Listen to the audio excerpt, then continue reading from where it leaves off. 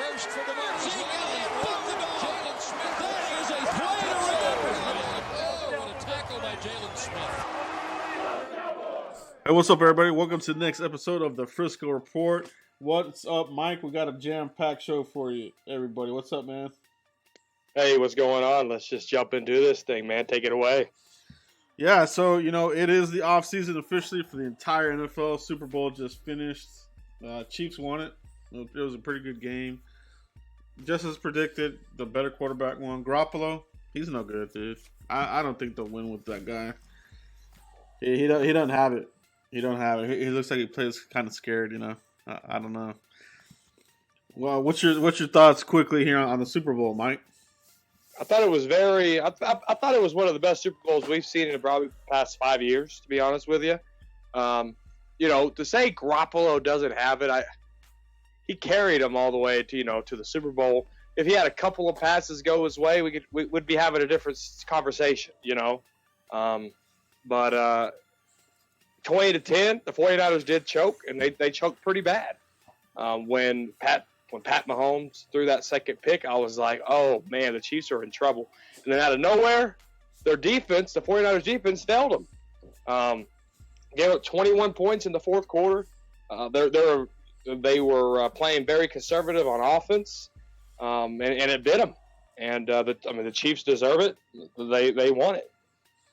Yeah, that's what happened, man. This is the second time he's failed.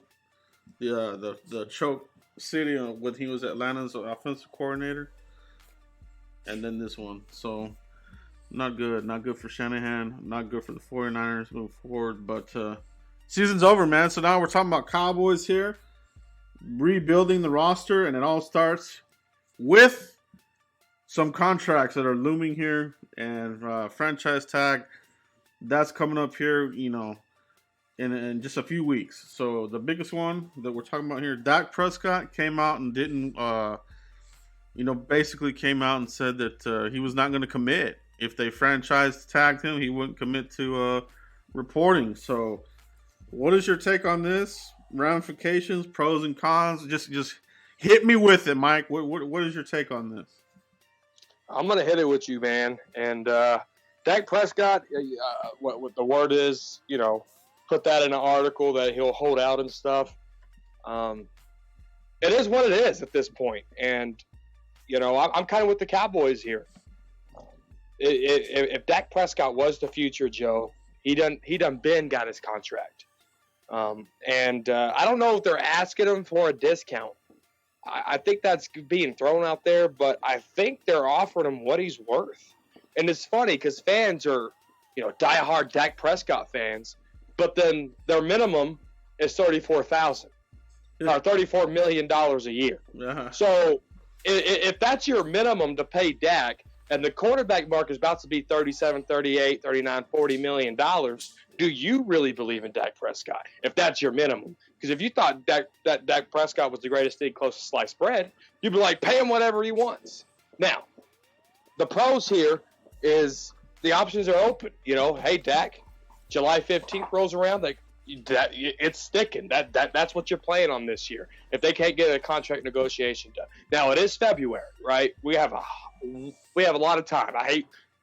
We don't like saying that during the season, but the off season is a bit different because it's February 4th, right? We still got March, April, May, June, July. It'll be here before you know it, but they got 6 months. They're going to franchise tag him to lock him up so he can't go talk to other teams and negotiate with them. And the pros here for me, Joe, is are they going to draft a quarterback? Do they value that 7th overall pick to go get them a quarterback? The cons is, you touch on this all the time, distractions, right? He's learning. There are more cons than pros here, if I'm being honest, because he has to learn a new Mike McCarthy system, and it takes a full off season to do that. Mini camp, OTAs, training camp, etc. Y'all know the deal. And but at the end of the day, do the Dallas Cowboys really truly believe Dak is a top 5 quarterback in the National Football League? Sure, the stats are there, but if you look at the games, 31-3 against the Packers. I mean, there's so many chunk yards in the fourth quarter where you see those numbers go up. You look at the completion percentage, fantastic. Did he take a leap under Junkin as a QB coach? Yes, he did. But Dak isn't, to me, Joe, isn't a top 5 quarterback in the National Football League. Yeah, and this is one of those topics that's right there with Byron Jones. And honestly, it's Dak Prescott. He's where Tony Romo is in his career. You had the people that love Romo, and you had the people that hate him. So it's two factions. That's where Dak is at right now. You have two factions. Love him or hate him. That's what it is. So, yeah, man, you hit a good point there with the stats, and that's one thing that I really looked at when I looked at the games.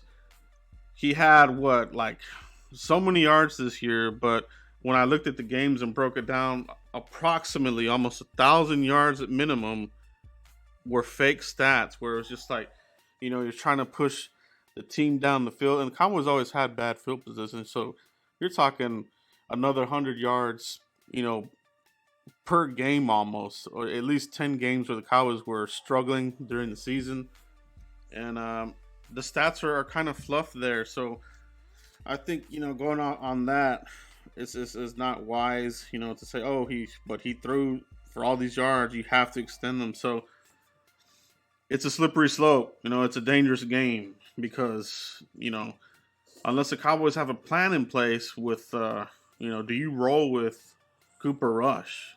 Do you have enough faith that McCarthy can get him up to speed and possibly develop him overnight? We'll have to see. But like you said, and we kind of talked about this offline, it's first round quarterback is on the table, man. It really is. And any fan that says it's not, you gotta open your eyes, man. You have to, because this is McCarthy, man. It's his first year. Is he completely sold on Dak Prescott? Do they want to give him his own guy to groom? Garrett had his guy, which was Dak. He groomed him. They played after practice and this and that. So they had that big camaraderie. It's like a father raising their son, or raising your puppy, that kind of thing. So do they want to give that kind of thing to McCarthy? Give him his own person? It's possible. You know what I mean? And if that's the case, quarterback needs to be looked at all of a sudden. It just does. Yeah. You're spot on. And because Parcells, you can claim that he was Romo was a Parcells, Wade Phillips guy, and Garrett didn't hesitate to replace him. Mm-hmm. They drafted Dak Prescott. Kellen Moore was actually second string quarterback. He broke his ankle. Next thing you know, Dak Prescott's there, and what Dak did his rookie year. And people call me a Dak hater, but I'm all about the Dallas Cowboys and wanting to win one thing just like them, is a Super Bowl. And so I want what's best for Dak. If he does sign a long-term deal, cool. I got to roll with him. That's my quarterback for 5-6 years, whatever the contract length is. But, I have educated arguments with Dak lovers, quote-unquote Dak lovers. And my question for them is do you see Romo being better than Dak? And a lot of the times I get, of course Romo's better than Dak. And my comeback to that, Joe, is why would you settle for a downgrade? And that's what we've been talking about all offseason. Don't settle, right? Don't settle. Right. Why would you settle for a downgrade? Yeah, and that's what it is, guys. We're not being Dak haters here. We're taking a step back from a clear-eye view, I guess you could say, taking a page out of Jalen's there. But, yeah, take a step back and think about this, because there is the business side of this, and a lot of fans forget about that. So, is there a plan in place? It's possible, and the possibility of tag and trade, that will be a discussion that will pop up during the season, Would somebody want to give up a first-round pick for Dak? 2 first rounds? I think, trading for a franchise tag player of a quarterback of that caliber, you would have to think it's at least a first and a second-round pick, When I was looking at the draft order, and I was looking at the quarterbacks, number 5 is Miami Dolphins. And Tua is going to be sitting there real nice. for the Miami Dolphins at number 5. And the first thing that came to my mind, Joe, was what if that's where McCarthy and the Jones family trade Dak right there at number 5? Because if the Miami Dolphins believe in Tua, that's their guy. But if they're debating, okay, if we can get Dak Prescott over Tua, I think we might have a better shot.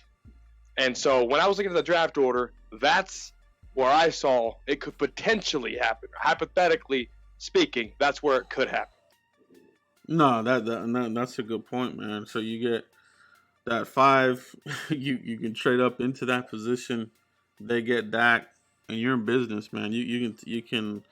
The door's open. You could take your quarterback there, which probably you would need to, right? Because if you trade your current starter away, you got to have a plan in place. So would it be Tua? The medicals on him in the combine are going to be key. If the hip is shot not good, or the recovery is not as where they want it, he's gonna drop like a ton of bricks. But if the medicals check out on Tua, I think he'll be first round consideration. Justin Herbert is one that you have to watch too, and Jordan Love out of Utah State. So there'll be some quarterbacks here, man. It's going to be interesting to see what they do with the situation. It's going to be, like every offseason, there's some kind of drama around the Cowboys, and this looks like what it's going to be. Is it going to be Dak and Cabo 2.0 or what? It could be. I mean, he said, write an article on that. I'm going to hold out, but it's $33 million. What do you make? $6 million his whole 4 years in the career, and I don't see him holding out completely. Now it's going to hurt him. It's only going to hurt him because to learn this new system and stuff, and next year he plays on that franchise tag. He might not look as great. Do they have a case to get that contract extension in 2021? Yeah, I think there's a lot of things that play into it. Yeah, there really is, man. There's so many things that can come from this. Like the tag and trade option is it's a real thing. There's teams are hungry for quarterbacks. And it's usually the worst teams that are looking, So, do the Cowboys lean on McCarthy to develop his own guy? You kind of want to. Ideally, what you would want to do if McCarthy wants his own guy, franchise tag Dak, let him hold out whatever the hell he wants to do, let him play the season, but still draft you a quarterback, in that way you make that transition in year 2. You know what I mean? So I do. That makes sense. I mean, there's just this thing can go all kinds of ways. Okay, everybody. Everybody check that. Watch out for these scenarios. Yeah, and the NFL is a business, and you just touched on that. And my thinking here is, okay, you franchise tag Dak, you let Dak play under a true West Coast system, right? And if Dak excels, and he can win those close games. Remember, guys, in 2019, he was 0-5 in one-possession games. Now, we could talk about the variables, what happened with that, but the quarterback gets those stats. They get the comeback wins. They get the 0-5 one-possession losses too. Yeah. And let him play under Mike McCarthy that 1 year. If he excels, he wins a couple of playoff games. Hell, even if we go to the Super Bowl, Joe, it was worth the risk because Dak can play in a true West Coast system. That's what it is, man. That's exactly right, Mike. So definitely something to monitor.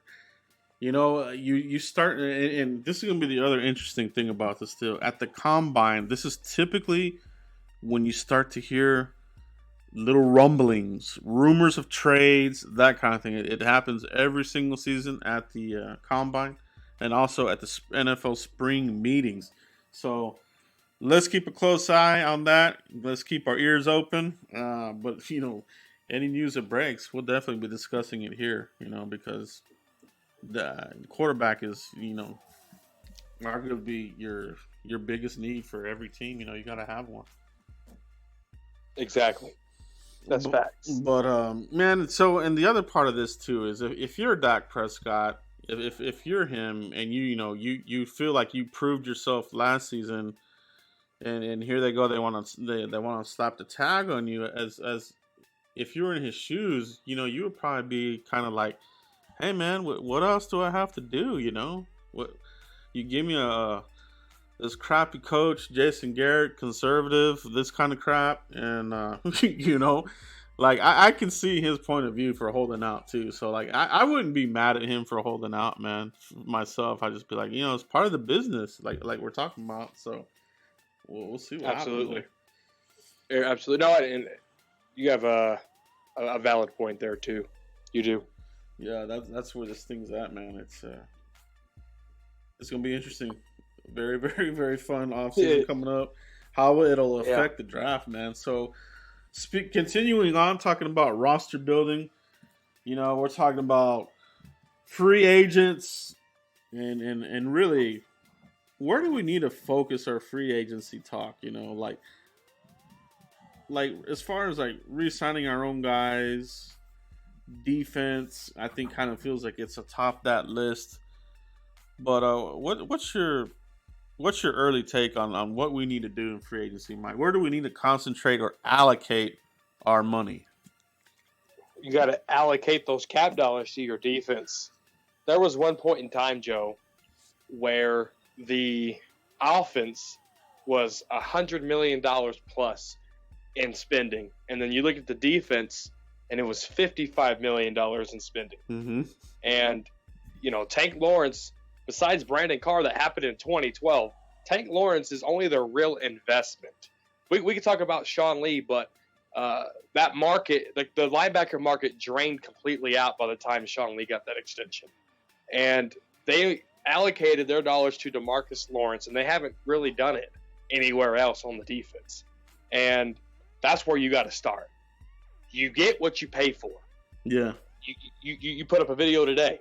We tried the Antoine Woods. We tried the Kristen Covingtons. You still get what you pay for. Yeah. And that's where you got to allocate those dollars. If you're not going to sign Byron, like you said in your video, allocate those dollars to the D-line or invest back in a corner.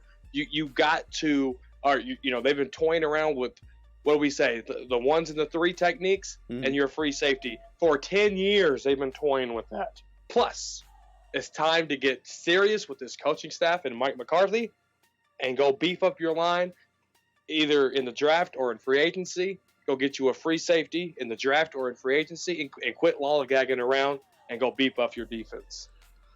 Yeah, man. Well said. Everybody out there, amen. All right. Hit like on this. Subscribe to the podcast. This is the kind of stuff we're giving you guys. I mean, that's great stuff right there, Mike. And you hit it on the head, You got to reallocate to where you open up some money. Let's get better somewhere else. If it's not going to be your corner, get you somebody defensive tackle. I almost feel like you need to invest in a veteran defensive tackle. Somebody that knows what they're doing and can play well. Because with the rookies, you're kind of guessing, you're kind of projecting. Well, he's going to do this and that, and sometimes they don't do good. I mean, talking about Tristan Hill. Although I do have faith in this what about Taco? Defensive coaching stuff.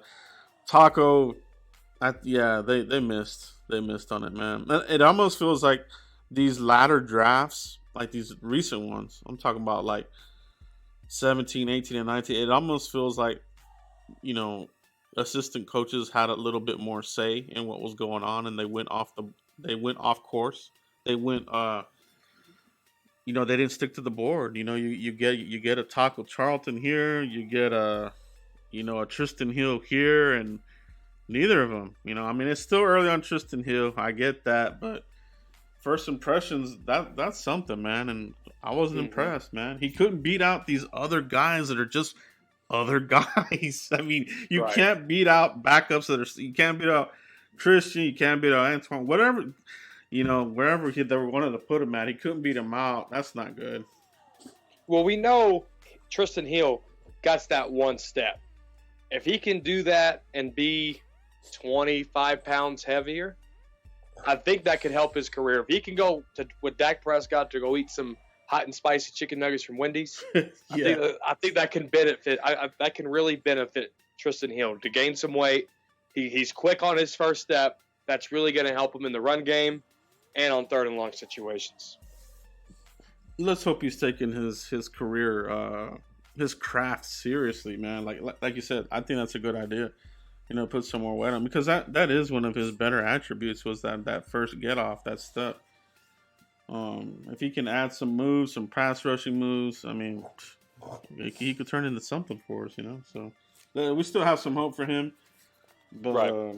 They definitely, this draft they can't miss on him. But free agents, you got to supplement it. You do have to get at least. I want to say you at least need to get one blue chip guy out of this thing, like a second tier free agent. An end. If you're not going to keep Quinn, get you an end. If you do keep Quinn, but you don't get Byron Jones, get you a DT, man. They got to do something on that D line, though. Facts. Let me ask you this, Mike. Continuing on talking about free agency, okay, and I think we kind of touched on this too. But what is your comfort level on the linebackers? Outside of Jalen Smith, we're talking about Leighton Vander Esch in the neck. We got some people, set to be free agent. Joe Thomas and these guys.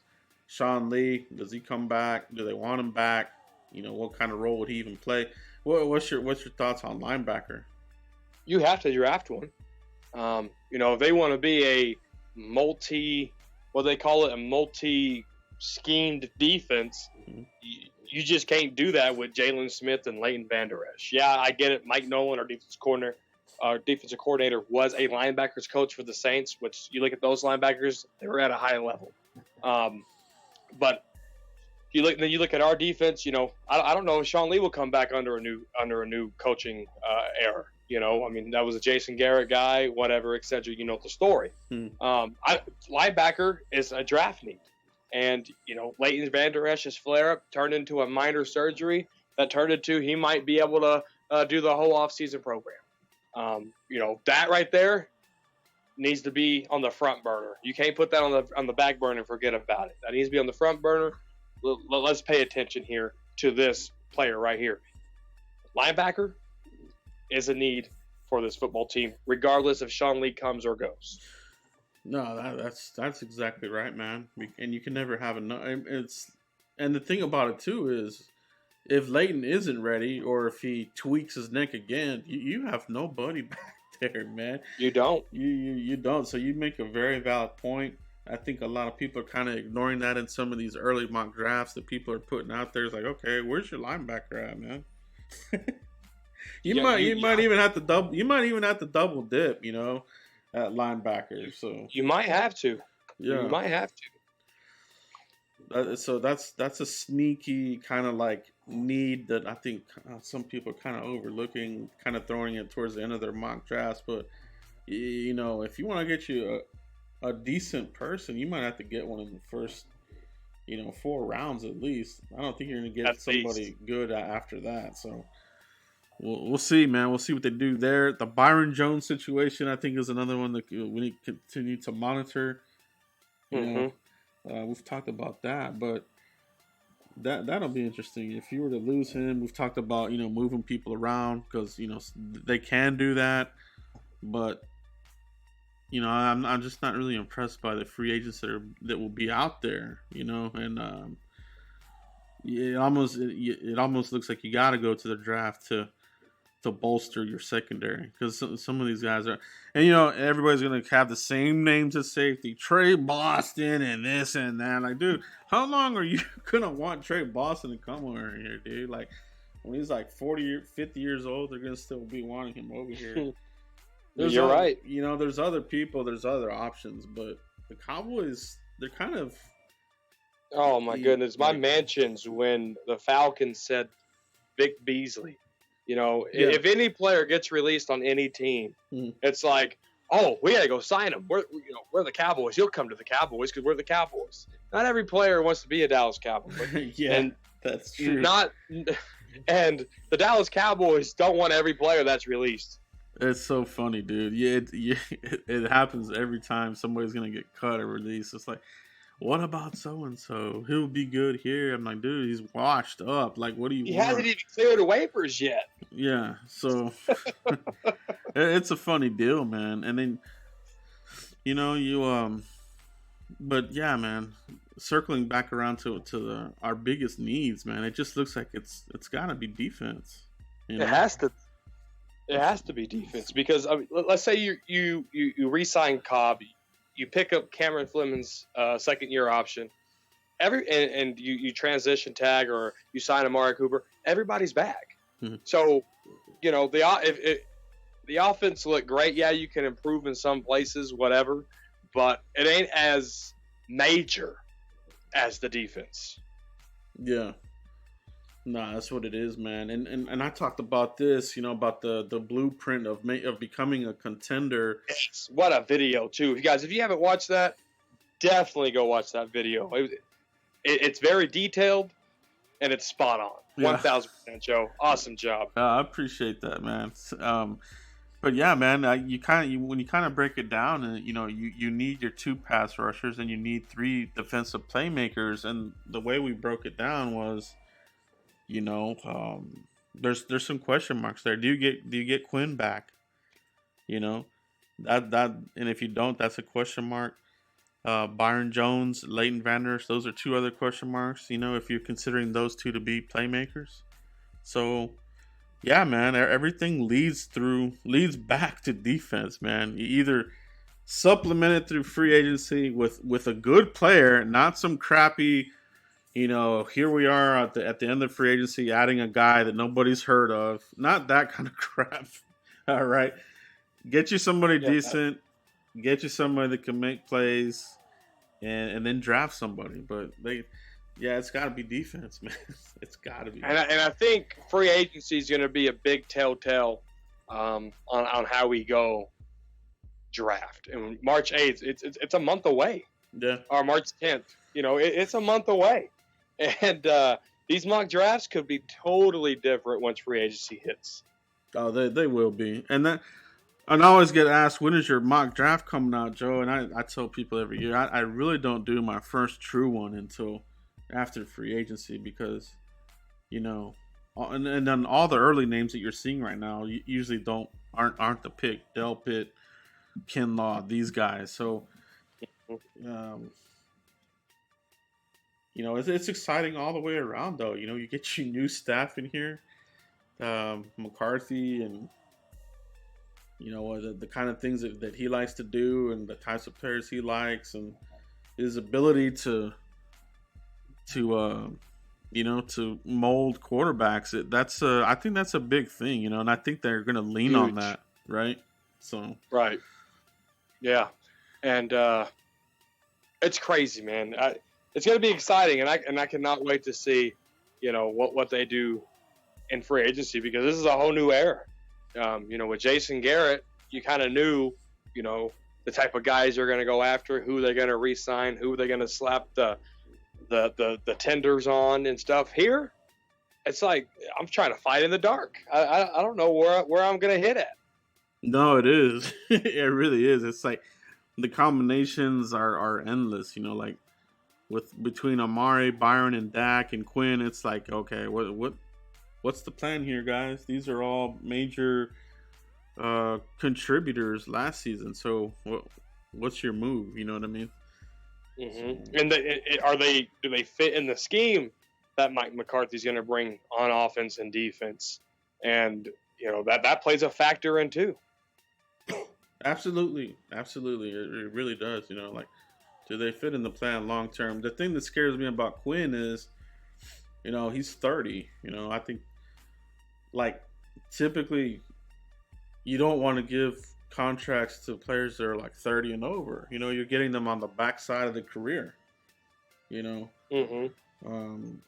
Yeah, you made a good point earlier in the show about them going and getting a veteran lineman.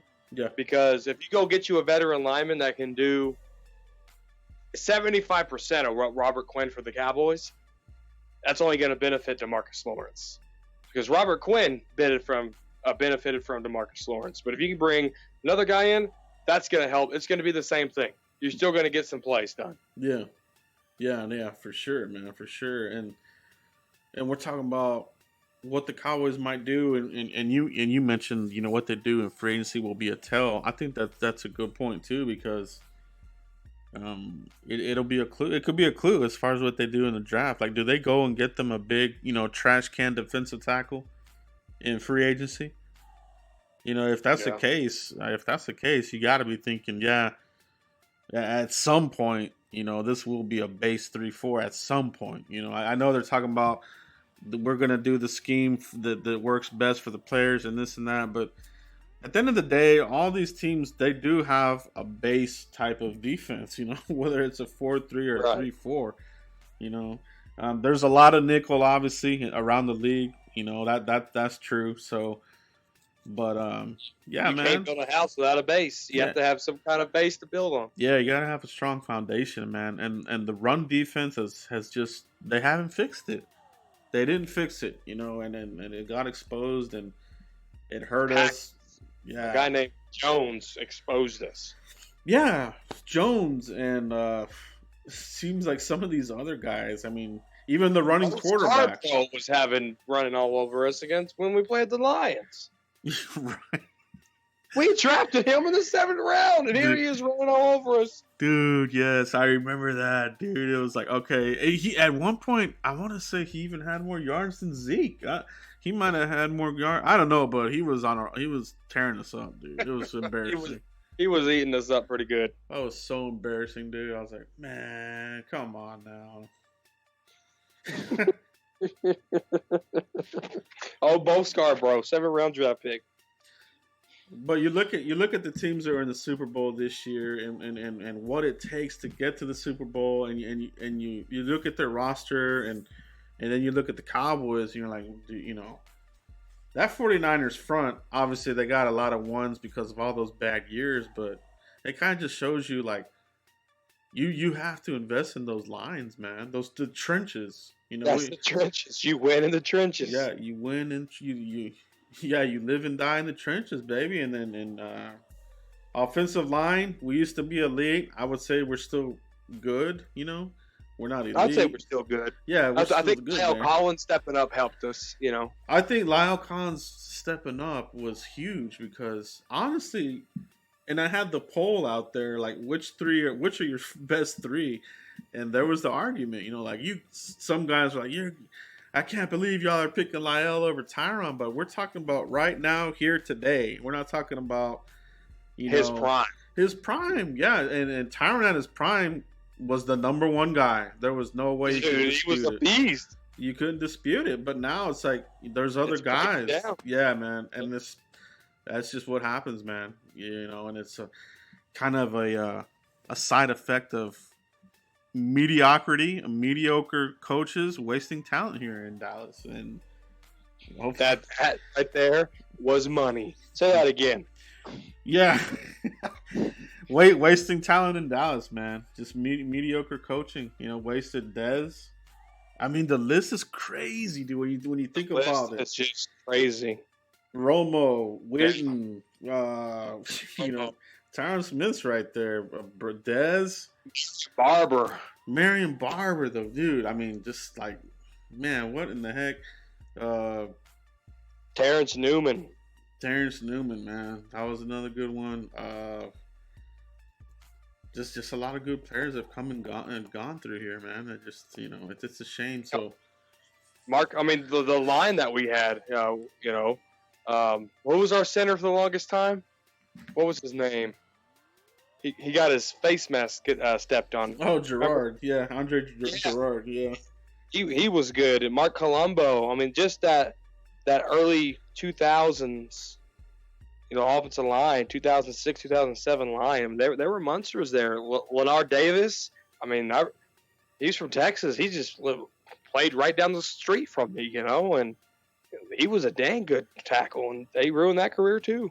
Yeah, they couldn't capitalize on that, man. They had themselves a really good team back then. T.O. and Terry Glenn and Creighton and all these guys, man. But Yeah, it's gonna be fun, man. But looking at the draft here, we got the combine coming up. Defenders, they'll be at top of the list. You got your players like Caleb on Chase on and these types of guys that are your edge. Your rushing specialists. So there's gonna be a lot in here. You got Gross Matos from Penn State. I like him. Um, but there's gonna be some guys that really shine in this combine. It happens every year. The guy that nobody's really talking about. You know, and I'm very intrigued as to who that'll be. What quarterback is gonna throw and who's not gonna throw? That's always something. Like I'll be interested in that because I think we have a legitimate interest in this now. Because just of what could possibly happen, you cannot say, I'm not going to watch quarterbacks. Well, for what, But you might need to, So Justin Herbert, Love, Burrow, all these guys, you got to take note. You got to take note, Mm-hmm. But cornerbacks, defensive backs, that's going to be in play. I'm looking forward to really seeing who really rises to the top, because sometimes you get these guys you have them slated high in the first round, and then they disappear, and then you get guys that were, projected at the end or the second round that they moved themselves into the first round conversation. So that's what I love about the combine. And It tells a lot. It does. It does tell a lot. There's more to it than just these guys running around in their shorts and whatever. There's a lot to it. It's something that really. And they're going prime time this year, so they know that the fans are into this just almost as much as the draft now. So it's they've taken notice. NFL Network kind of dropped the ball on Senior Bowl coverage this year. It was disappointing. But it looks like they're going to really amp it up here for the scouting combine. I'm excited about that. We got that coming up here this month, February. Yeah, we do. 3 more weeks, pretty much. What is the 24th? Yeah, 24th. I think they fly in. They do like their medicals and that kind of thing, and then on field I think is like the 27th, like Thursday, Friday, Saturday. I think maybe Sunday, but yeah. So. Mm-hmm. You do a really good job, Joe, covering this, though. Free agency's going to tell a lot, right? Yeah. And then, who they visit with at the combine, who's their 30-man visits, who do they go see at their pro days, right. And you do a really great job covering it. And their steps, and we're going to know what kind of direction Mike McCarthy wants to go because who they visit at the combine. Who do they sign in for agency? Who's their 30-man visit? It's exciting. I can't wait. Yeah, that's what it is, man. And we're gonna bring you guys that that conversation here, man. So every bit of confirmation that I'm able to get, we're definitely gonna discuss it here. There's no holding back. So make sure you're following our channels, the podcast, obviously, the Frisco Report on Twitter. Give us a follow there at the Frisco Report. And obviously, you just have to follow Mike here. All right, Mike, let them know where they can find you at, Mike. Yes, sir. Dallas Cowboy Football News on YouTube and on Facebook. DCF News 1 on Twitter, guys. I have been getting a lot of follows. You can ask those guys. I follow you guys back. I'm no one special. I'm just a fan like you, ready to talk some football. So give me a mention, slide in the DMs. Let's get the conversation started, guys. Thanks, Joe. What a great show tonight. Yeah, absolutely, man. It's always a great conversation with you, Mike. It's just two very passionate fans. And I would say we have a pretty good grasp of the team. Our thumb on the heartbeat of America's team as far as what they need, and just talking about the draft. It's a fun conversation, and it's great that we're able to bring these conversations to you guys, and you guys can determine your own opinions as well. But yeah, another great podcast, bro. I love it, man. I love it. Thanks for having me, man. It's always awesome. And just to shout you out, get your head big real quick.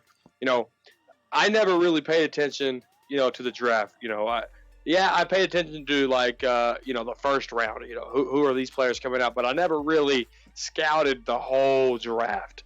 And Joe's teaching me how to do that. And guys, if you need any help, come get to me. Joe's teaching me how to do it.